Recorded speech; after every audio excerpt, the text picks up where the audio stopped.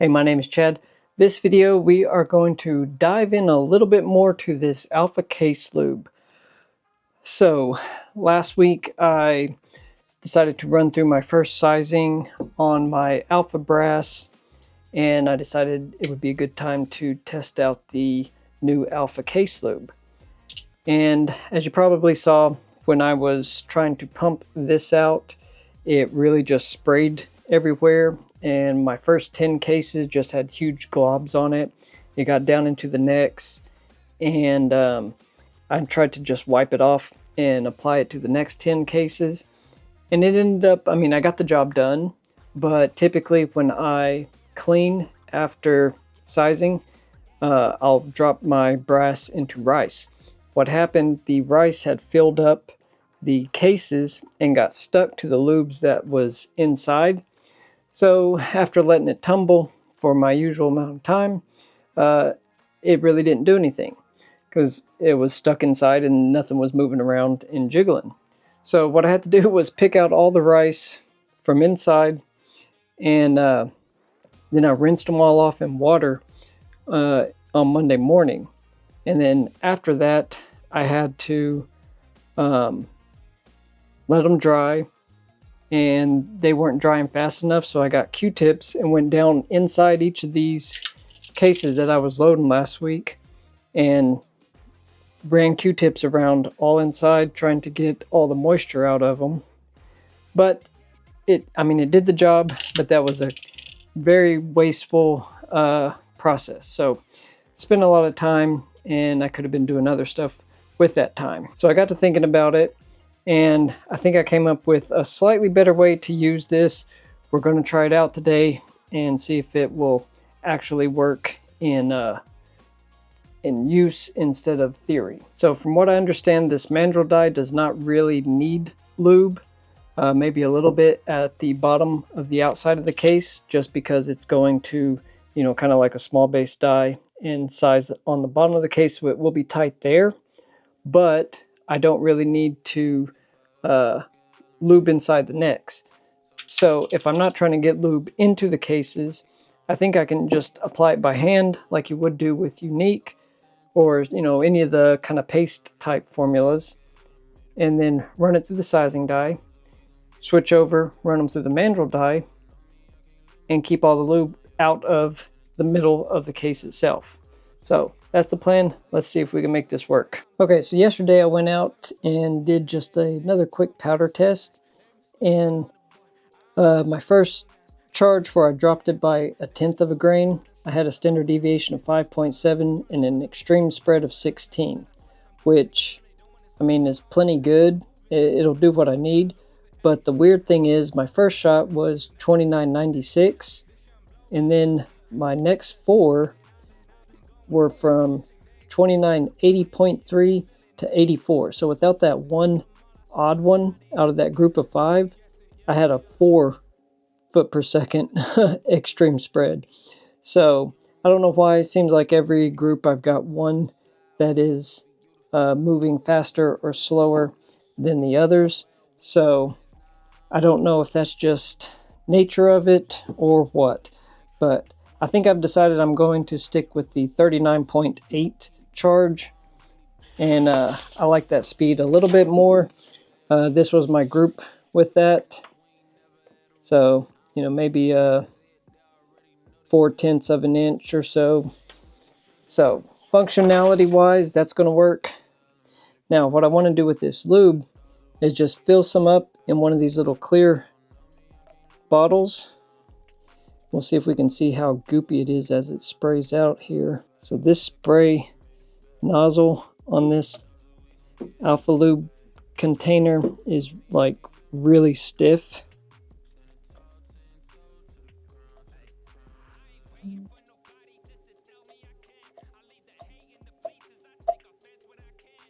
Okay, that kind of got everywhere, but I got a few spritz out with it. What I really think is that this stuff is more geared towards the type of person who uses a wet cleaning process. So if you tumble your brass in like a Frankfurt or you know, any of the wet tumblers out there. This definitely is more geared towards that. The cleanup is going to be a little bit easier. I just don't like wasting time waiting for stuff to dry. So with this, my idea is I've got the little needle applicator, so I should be able to just drip out a very small amount. There we go. So I've got just a little bit on my fingertip here, and I should be able to just put a little bit on the necks. Might need a little bit more. So this is why I really like having my paper towel dispenser right next to me. So, okay, let's get a little bit more out onto my fingers here. There we go. All right, covered it up a little better. Now let's do, now this stuff does have kind of like a, if you've ever smelled race fuel or, it's got a very gassy type of feel, diesel, kerosene. You can definitely smell the petroleum base.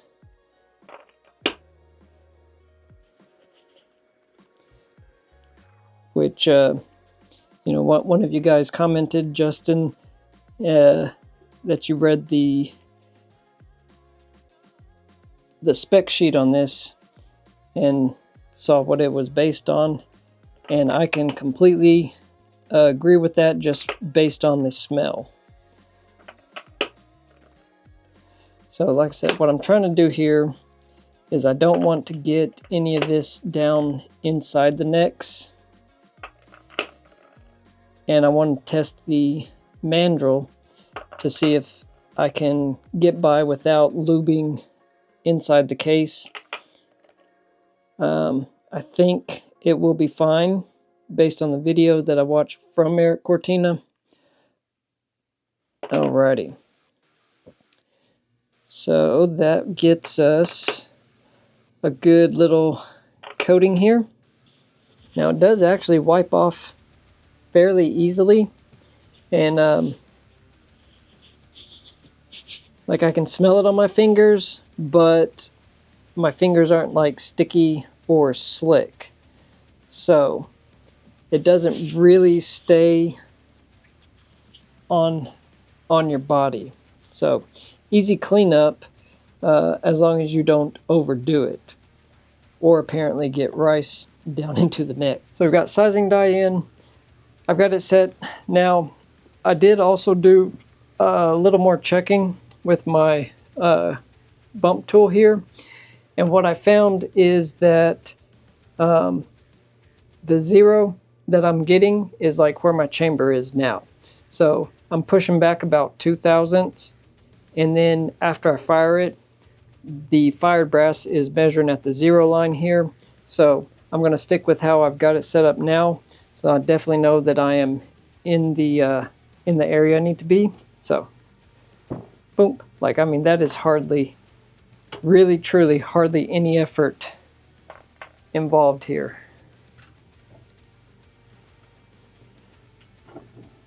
Okay, I'm going to get all these sized, and then we'll swap over to mandrel. Like, this is literally the easiest moving of the ram that I have ever that I've ever experienced. So compared to the spray one shot on this type of brass, it is incredibly smoother.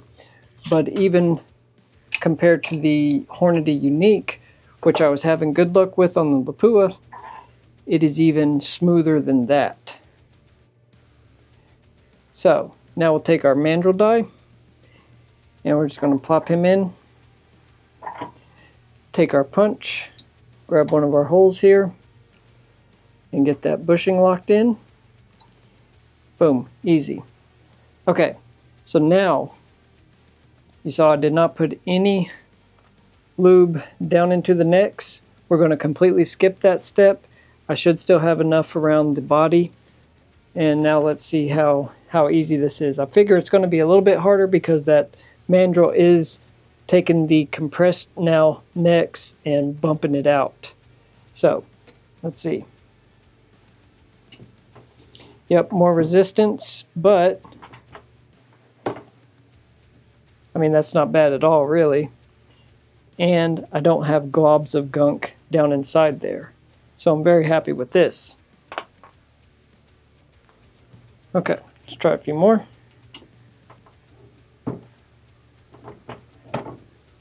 Oh yeah, this is the way to go.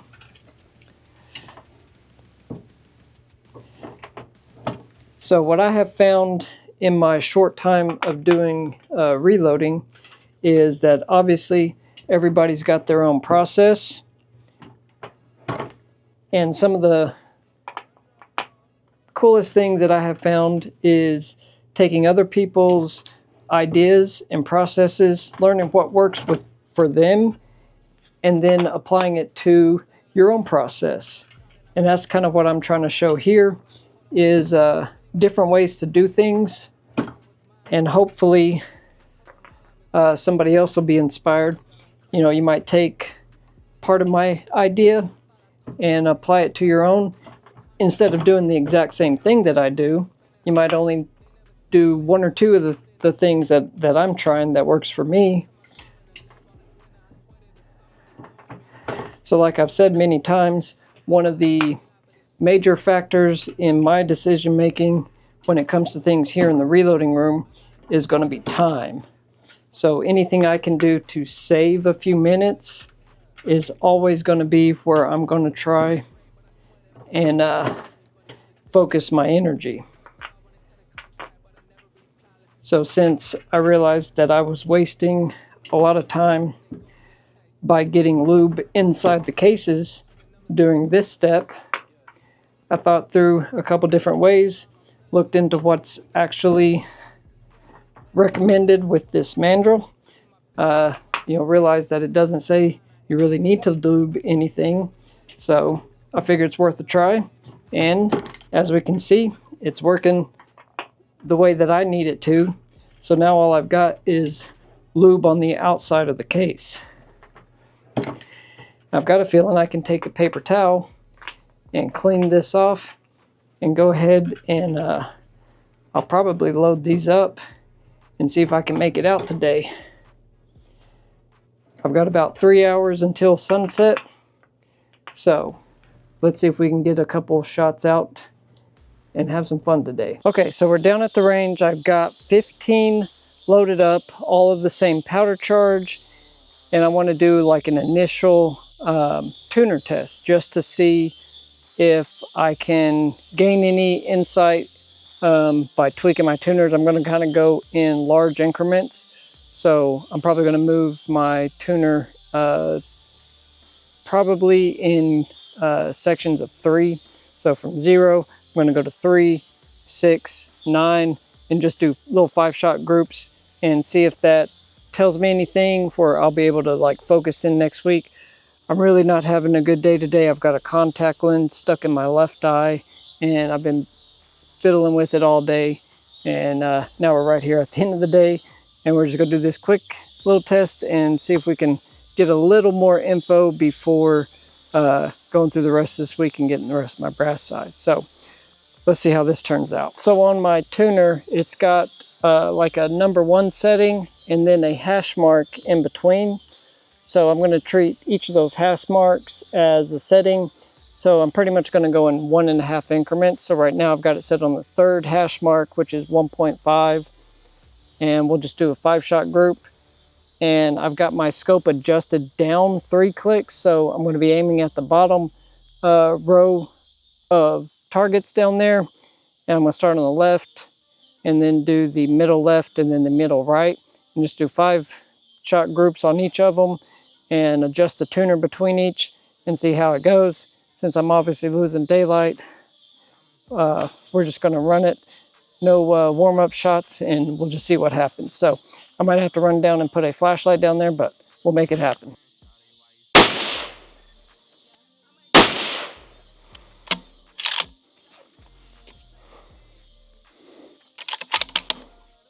Well, that's a little bit slower than I was expecting them to be, but my extreme spread for those 5 was 7.4 and my standard deviation was 2.6. So numbers wise, I think this is going to be a good load.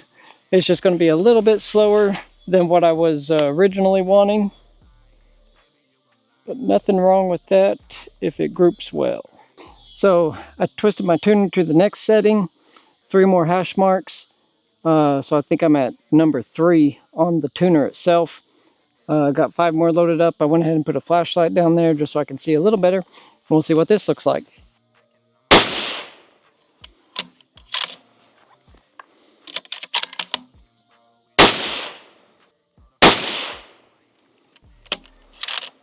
So we're at setting 4.5. If I remember correctly, the last time I needed to mess with my tuner, number 3 is what I ended up going with. And just from what I've seen so far, that's looking to be the best between 0, 1.5, and 3. So we'll try these last 5 and see what we end up at.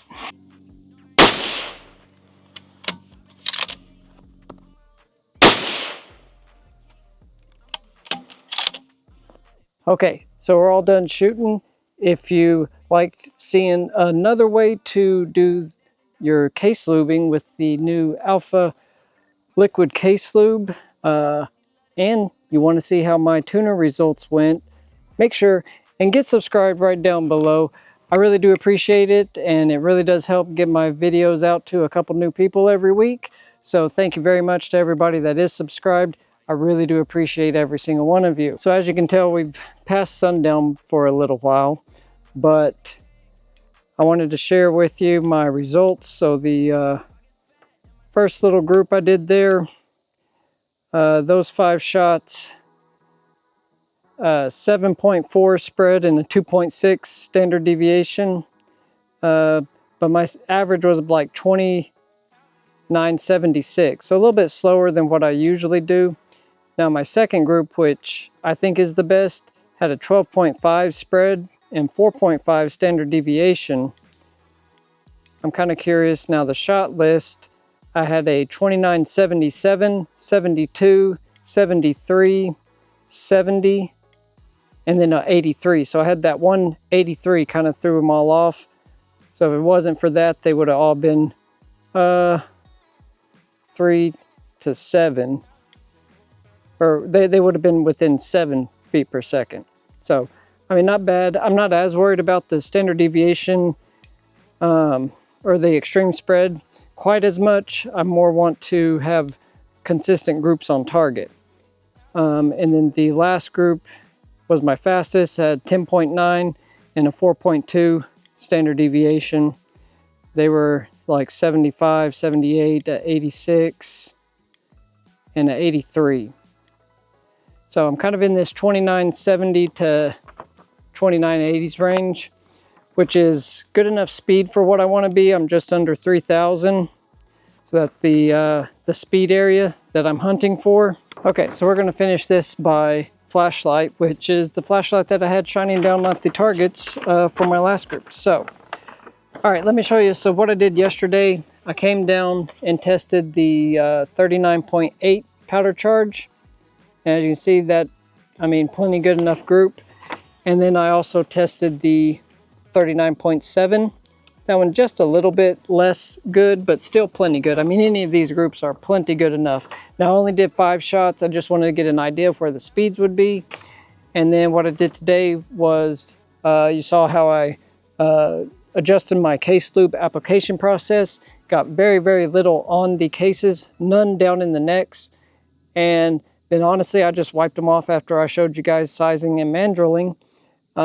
Then primer powder and ran down here. And I'll show you my results. So, like I said, the 5-shot groups just to get an idea of what the tuner is going to do. So this was these first couple up here. That was at setting 0. And then 3 notches, which would be 1.5. My first group's right there. So, I mean, not bad.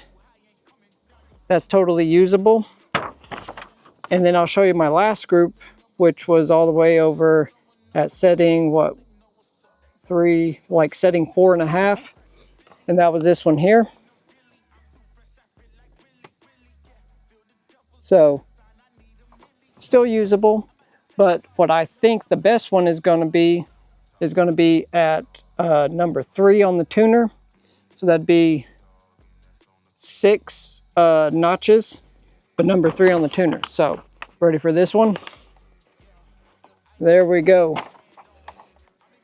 Now that I'm going to say is right about a, at the most, 0.25 inch group. So from one box middle to the next box middle, that should be about 1/4 of an inch.